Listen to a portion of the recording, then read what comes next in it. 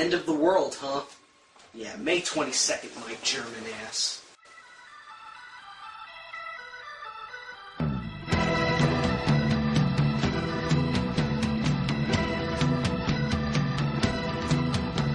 Strange days have fallen. Hey dudes, welcome to the final week of Acid Eaters Month. And today, I want to end it on a real high.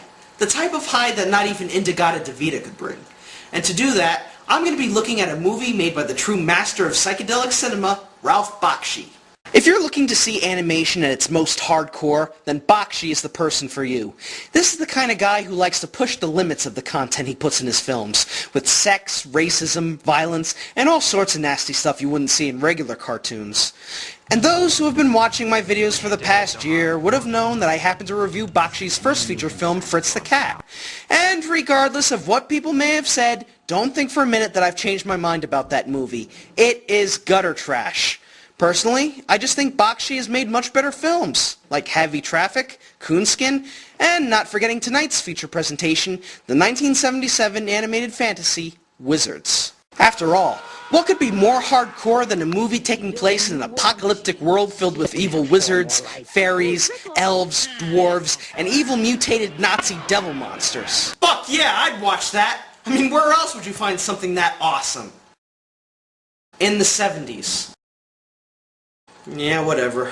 Well, let's finish off Acid Eaters Month by taking a look at Ralph Bakshi's Wizards. Roll the footage! The movie starts out with a bit of backstory leading up to its present events. An illuminating history bearing on the everlasting struggle for world supremacy, fought between the powers of technology and magic. The world blew up in 1,000 atomic fireballs. Damn it, I told Jory not to microwave that nuke! So basically they talk about how the world has become a radioactive death trap, with human beings evolving into hideous mutant creatures, while those unaffected grew to be elves, dwarves, etc. in the good parts of Earth. One day, in the town of Montagog, a storm suddenly hits, and Delia, queen of the fairies, gives birth to two twin wizards. One is a kind-hearted little Merlin named Avatar, no relation, and the other is a mutated, skinless, rotten old asshole named Black Wolf, who goes around shooting cute little animals. I'm a fire in my laser!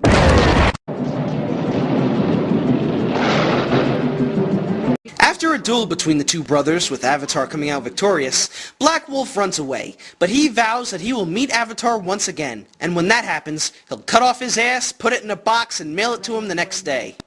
So 3,000 years pass, and we're now in the beautiful city of Scorch, where everybody loves everything red. Science and technology have long since been outlawed, and now magic is Earth's inhabitants' only forte. Well, hello, handsome. Nice to see that human behavior has certainly evolved well. But Black Wolf is also starting to regain power. After discovering old artifacts from the past, he uses such items to build new war machines for the fight for technology against magic. It's here that we're introduced to the big red machine known as Necron 99, one of Black Wolf's minions. He travels lands, destroying any believers in magic, alongside an army of Nazi mutants. Do you believe in magic? See ya! Cut to the woods where we're introduced to a young elf named Weehawk. After his friend gets killed by Necron 99, he hauls ass out of the woods. All the while, this rockin' 70s music plays.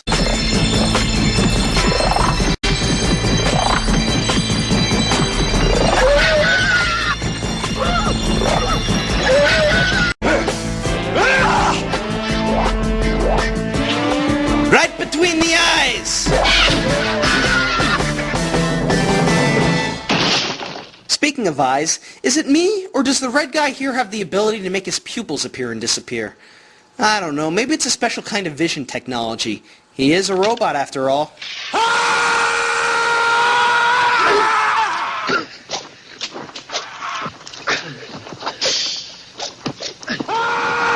Ah yes, keep playing that same scream over and over again. It's like music to my ears. Cut to an old lighthouse where we once again meet Avatar, who's now evolved into a Fisher-Price doll voiced by Bob Holt. Also with him are the president of fairies, as well as his daughter Eleanor, who, in typical Bakshi fashion, has to wear an extremely skimpy outfit with her nipples sticking through. And unfortunately, we never do get to see her naked in this film. Well, I guess you can't have an X rating in every movie that you do. This ain't Lord of the G-String. It's freaking War Wizards! Speaking of nakedness, Avatar has been assigned by the president to make Eleanor a full-fledged fairy. But Avatar is a bit stuck up, since he's been a wizard for thousands of years, and that long time can be, well, it can be a bit underwhelming for someone of his caliber. Sometimes I get tired of being so old. What do you know about war, about bombs that could turn a planet molten and liquid? To think it could start again. 10 million years after the final one. 10 million years and not one war? Man, you guys must be bored shitless. You mean you sent out that elf envoy to investigate based on a vague feeling of yours? Jeez, how freaking blind do you have to be to not notice this big red tin man standing in the doorway next to you? Some wizard you turned out to be, Avatar. I failed you, my wizard. I failed you, my president. Gee, I had no idea you were this sympathetic, Weehawk. Is that why you're smiling? Cut to what resembles purgatory, where we see Black Wolf relaxing in his chair next to a swastika and in front of a green screen. What news do you bring? The lights went out. The lights went out. Necron 99 has destroyed himself. It's done! With the assassination of the presidents of the Free States comes their fall, and that of my brother. It's time to strike! Sieg Heil. We have finally reached the next level of Microsoft Flight Simulator. So Black Wolf is ready to unleash his army, which consists of live motion captured Jawas. Prepare the green screens!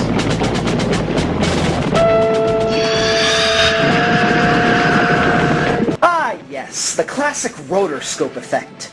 Remember, dudes, if you're filming on a low budget and can't even afford to pay attention to all 6,000 of your artists, add some digitized stock footage to make your film look all cool and crazy. Hey, check it out, that guy's riding an invisible horse. So Black Wolf reveals to his army his new secret weapon known as the Dream Machine, which is basically just a projector that shows German war footage.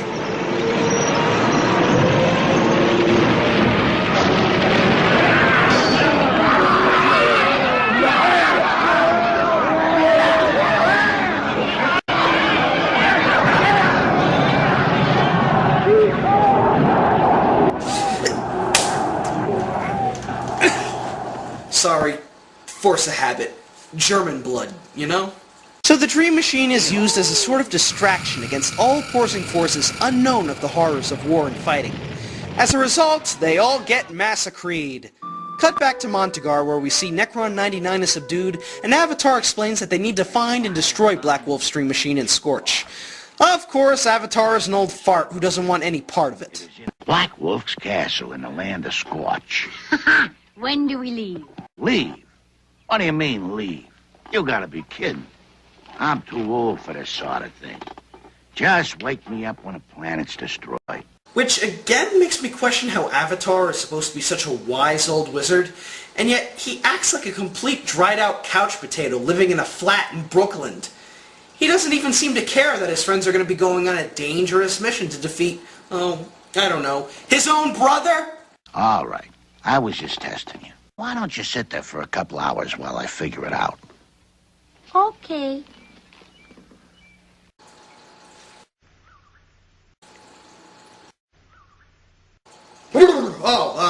Yeah, where were we? Oh yeah, the Dream Machine. So Avatar figures out a way to free Necron 99 from the Dream Machine's power. He then renames him Peace, as he feels that this being is a way to help them bring peace back to the land. Peace is voiced by the Sopranos' very own David Pruval. Peace wants love, wants free, will help. Bad. It's very bad. We gotta go to Kmart right now. Right, man. Cut to a scene with some of the evil mutants, and let me tell you, for a bunch of neo-Nazi assholes, these guys have to be some of the most hilarious bad guys I've ever seen in my life. I mean, just listen to how they sound. York. What is this place?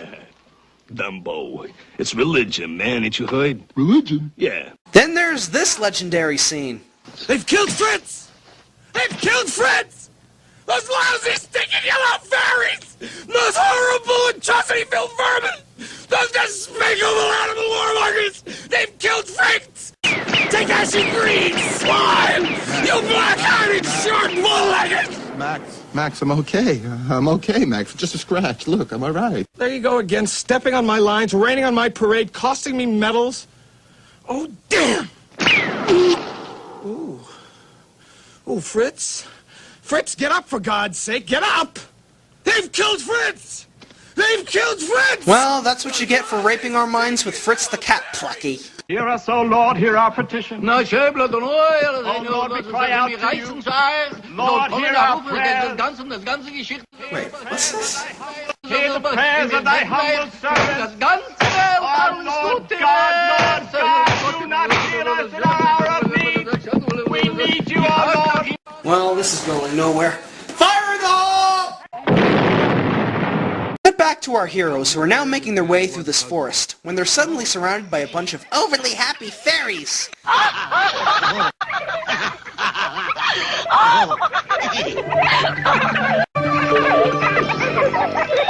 Avatar doesn't take well to all the goodness, so he creates a storm to blow them away.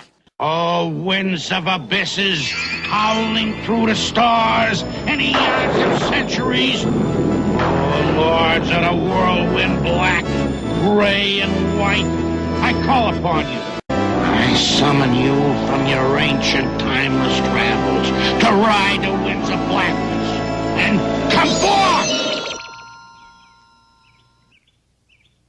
Our hero, dudes and dudettes. But the fairies take well to the wizard's presence and offer them a welcome. Please accept our apologies for the behavior of some of our more carefree brothers. I'm Sean, leader of the Knights of Stardust, protectors of Dolan, king of the mountain fairies. So it seems like everything is a-okay with Avatar, Weehawk, and Eleanor getting along with Sean and the fairies. However, Peace sneaks off while no one is looking, and when nobody realizes it... Mitra, where's peace? Arise, you fools! Hey, what's that? Assassin! Technology! No! You killed Luke Skywalker, you bastards! And he only had 2 days left before retirement.